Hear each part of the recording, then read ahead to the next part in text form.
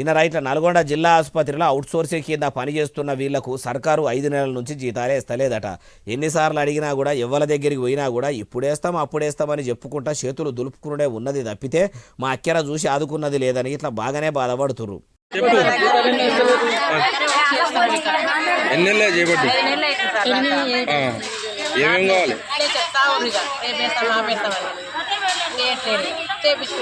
ఎవరెవరి దగ్గర పోయారు?